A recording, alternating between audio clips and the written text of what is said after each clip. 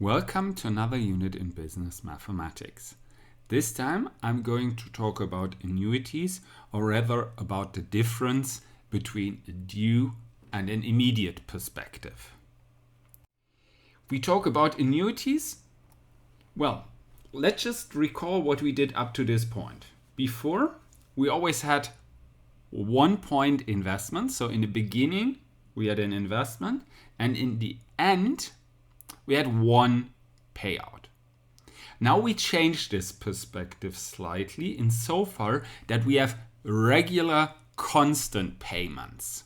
So for example, instead of one investment now and then a payout after 40 years, we consider regular payments at the beginning of each month for the next few years, or at the end of the month.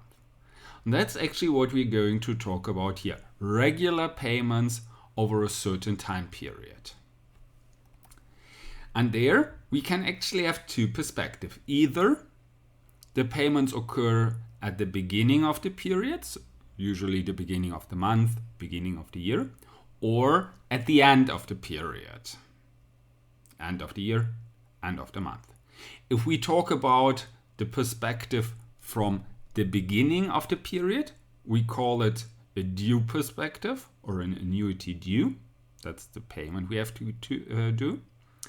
If we talk about a payment at the end of the period, we call this an immediate perspective or an annuity immediate. And let's start with this last part, with the annuity immediate. That can be illustrated by this graph. Here we can see the first payment happens at the end of the first month, and the last payment, and that's the critical point, happens at the end of all n periods. So for the last payment, I won't get any kind of interest. And that's actually what is important here. For the last period, I only have the rate R, which I pay. I don't get any interest. For the rate I paid 1 month before, so at the end of period n-1, I get the interest for period n. So I get 1 times my interest. And then at the end of period n-2, I get 2 times interest. So I multiply this rate with q to the power of 2. In total, if I go back to my first payment, end of the first month, end of the first period, I get q to the power of n-1. So I get n-1 interest payments. Always 1 less than the period I'm considering at the moment. Well, this has the big advantage that I can easily simplify the result of this series of interest payments and basically the rates I saved. Because if I add up all these values, looks as follows. So that's the whole amount of money I saved, including the interest I get for the savings. Here I started at the end with the last period. Last period I only had no interest, I only had the rate as is. And well, the advantage here, I can factor out R, and looks as follows.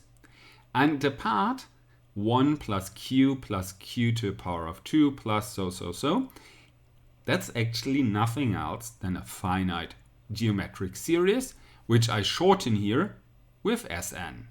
So here I can replace this with the formula we've seen earlier, in an earlier session, about the finite geometric series. The advantage, this already starts with 1 plus. Well,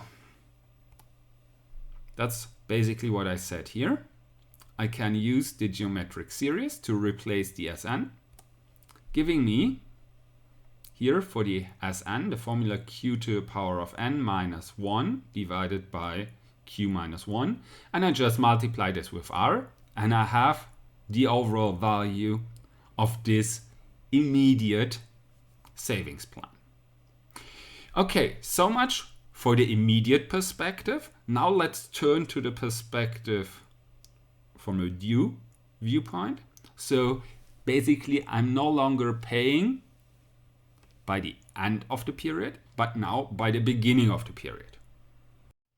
So in this case, the first payment happens at the beginning of the first period, and I get n interest payments for it.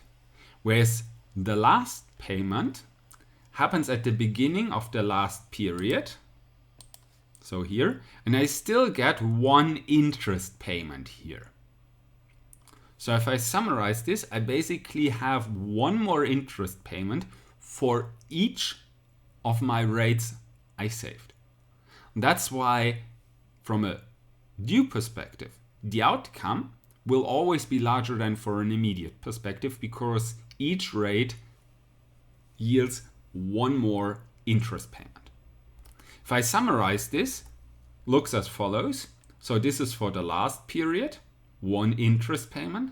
Second to last, two interest payments, this period, that period. And for the first rate, which happens at the beginning of all of this, I get n interest payments. So that's why I have q to the power of n. And now I'm doing something similar to what I did on the slide before. I'm factoring out r, but not r alone, but r times q.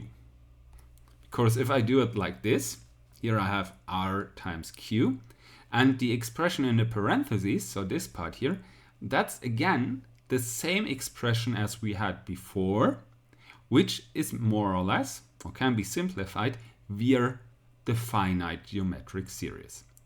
So the difference between the immediate and the due perspective is that in the due perspective I have one more q, which I multiply with all of this.